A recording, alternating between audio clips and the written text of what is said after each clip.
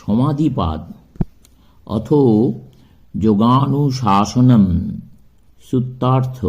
এখন যোগ ব্যাখ্যা করা যাইতেছি। যোগশ্চিত্তবৃত্তি নিরোধ সূত্রার্থ। চিত্তকে বিভিন্ন প্রকার বৃত্তি অর্থাৎ আকার বা পরিণাম গ্রহণ করতে না দেওয়াই যোগ। ব্যাখ্যা। এখানে অনেক কথা বুঝাইতে হইবে। প্রথমত আমাদেরকে বুঝিতে হইবে চিত্ত কি ও বৃত্তিগুলিই বা কি। আমার এই চক্ষু আছে, চক্ষু বাস্তবিক দেখে না। মস্তিষ্কে অবস্থিত স্নায়ুকেন্দ্রটি দর্শনেন্দ্রিয় অপসৃত করো, তখন তোমার চক্ষু থাকিতে পারে, চক্ষের রক্ষীজাল অক্ষত থাকিতে পারে, আর চোখের ওপর যে ছবি পড়িয়া দর্শন হয় তাহাও পড়িতে পারে, তথাপি চক্ষু দেখিতে পাইবে না। চক্ষু কেবল দর্শনের গৌণ যন্ত্রমাত্র বা প্রকৃত দর্শনেন্দ্রিয় নয়। দর্শনেন্দ্রিয় মস্তিষ্কের অন্তর্গত একটি স্নায়ুকেন্দ্রে অবস্থিত। কেবল চক্ষু দুটি যথেষ্ট নয়, কখনো কখনো লোকে চক্ষু খুলিয়া নিদ্রা যায়। আলো এবং দর্শনেন্দ্রিয় রহিয়াছে, বাইরে চিত্র রহিয়াছে, কিন্তু তৃতীয় একটি বস্তুর প্রয়োজন, মন ইন্দ্রিয় সংযুক্ত হওয়া চাই।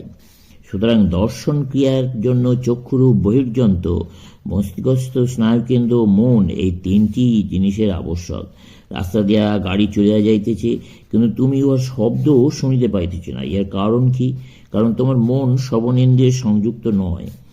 অতএব প্রত্যেক অনুভব ক্রিয়ার জন্য চাই প্রথমত বাহিরের যন্ত্র, তারপর ইন্দ্রিয় এবং তৃতীয়ত উভয়েতে মনের যোগ।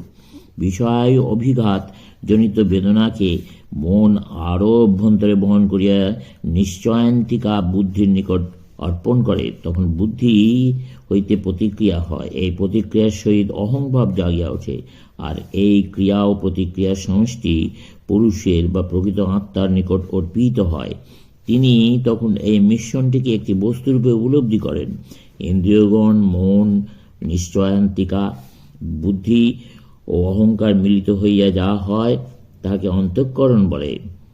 ওরা মনের উপাদান, চিত্তের ভিন্ন ভিন্ন প্রক্রিয়া স্বরূপ। চিত্তের অন্তর্গত এই সকল চিন্তা তরঙ্গকে বৃত্তি, আক্ষরিকভাবে আবর্ত বা ঘূর্ণি বলে। এখন জিজ্ঞাস্য, চিন্তা কি? মাধ্যাকর্ষণ বা বিকর্ষণ শক্তির ন্যায় চিন্তাও এক প্রকার শক্তি।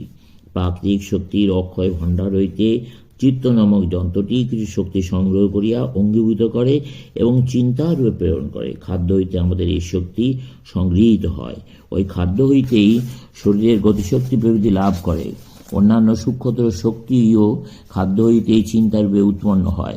সুতরাং মন চৈতন্যময় নয়, অথচ চৈতন্যময় বলিয়া বোধ হয়। এইরূপ হইবার কারণ কি? কারণ চৈতন্যময় আত্মা ওর পশ্চাতে রহিয়াছেন। তুমি একমাত্র চৈতন্যময় পুরুষ, মন কেবল একটি যন্ত্র। ইহা দ্বারা তুমি বহির্জগৎ অনুভব করো। এই পুস্তকখানি কথা ধরো, বাইরে উহার পুস্তক রূপ কোনো অস্তিত্ব নাই। বাইরে যাহা আছে তা অজ্ঞাত ও অজ্ঞেয়, উহা কেবল উত্তেজক কারণ মাত্র। উহা মনে আঘাত করে, মন ও পুস্তক রূপে প্রতিক্রিয়া করে।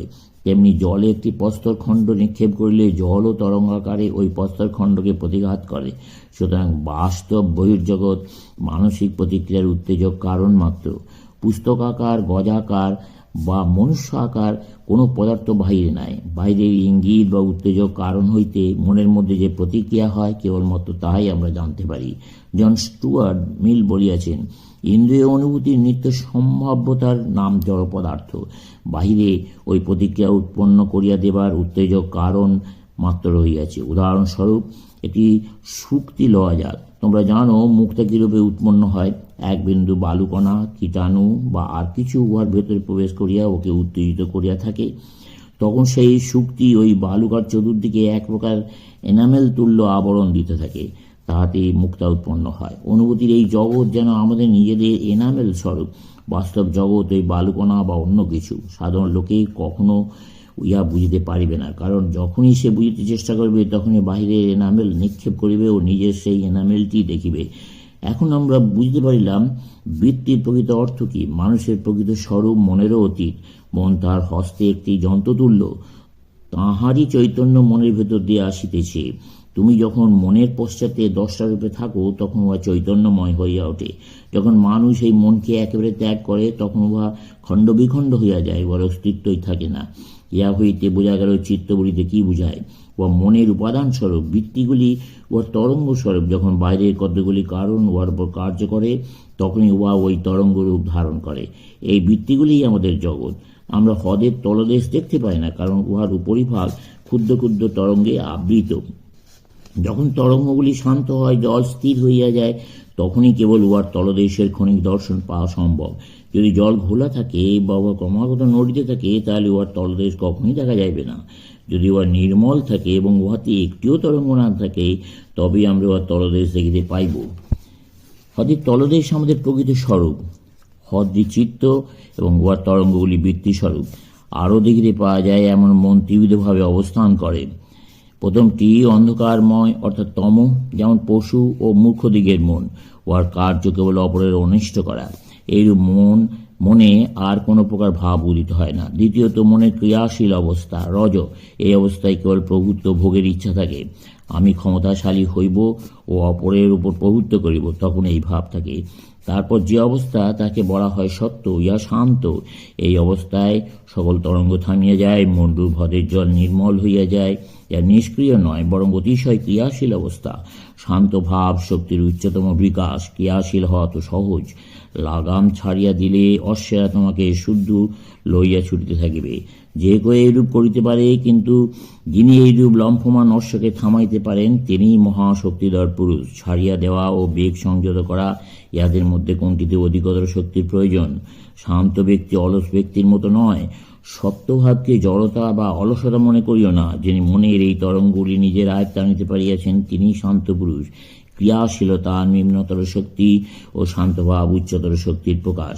এই চিত্ত সর্বদাই উহার স্বাভাবিক পবিত্র অবস্থা ফিরিয়া পাইবার চেষ্টা করিতেছে, কিন্তু ইন্দ্রিয়গুলি উহাকে বাইরে আকর্ষণ করিতেছে। চিত্তকে দমন করা, উহার বাইরে যাইবার প্রবৃত্তিকে নিবারণ করা ও উহাকে প্রত্যাবৃত্ত করিয়া সেই চৈতন্য ঘন পুরুষের নিকট যাইবার পথে ফেরানো, ইহাই যোগের প্রথম সোপান। কারণ কেবল এই উপায়ে চিত্ত উহার প্রকৃত পথে যাইতে পারে। যদি উচ্চতম হইতে নিম্নতম সকল প্রাণীর মধ্যে এই চিত্ত রহিয়াছে, তথাপি কেবল মনুষ্যদেহে উহাকে আমরা বুদ্ধিরূপে বিকশিত দেখিতে পাই। চিত্ত যতদিন না বুদ্ধির আকার ধারণ করিতেছে, ততদিন উহার পক্ষে এই সকল বিভিন্ন সোপান অতিক্রম করিয়া আত্মাকে মুক্ত করা সম্ভব নয়। গরু বা কুকুরের পক্ষে সাক্ষাৎ মুক্তি সম্ভব নয়, কারণ যদিও উহাদের মন চিত্ত আছে, উহা এখনও বুদ্ধির আকার ধারণ করতে পারে নাই। এই চিত্ত অবস্থাভেদে নানা রূপ ধারণ করে, যথা ক্ষিপ্ত, মূঢ়, বিক্ষিপ্ত ও একাগ্র। মন এই চারি অবস্থায় চারি প্রকার রূপ ধারণ করিতেছে। প্রথম ক্ষিপ্ত, যে অবস্থায় মন চারিদিকে ছড়াইয়া যায়, যে অবস্থায় কর্মবাসনা প্রবল থাকে। এইরূপ মনের চেষ্টা কেবলই সুখ দুঃখ এই দ্বিবিধভাবে প্রকাশিত হওয়া। তারপর মূঢ় অবস্থা, উহা তমগুণাত্মক। উহার চেষ্টা কেবল অপরের অনিষ্ট করা। বিক্ষিপ্ত অবস্থায় মন কেন্দ্রের দিকে যাইবার চেষ্টা করে। এখানে টিকাকার বলেন, বিক্ষিপ্ত অবস্থা দেবতাদের ও মূঢ়াবস্থা অসুর দিকে স্বাভাবিক। একাগ্র অবস্থায় চিত্তই কেন্দ্রীভূত হইতে চেষ্টা করে। এই অবস্থায় আমাদেরকে সমাধিতে লইয়া যায়। সমাপ্ত।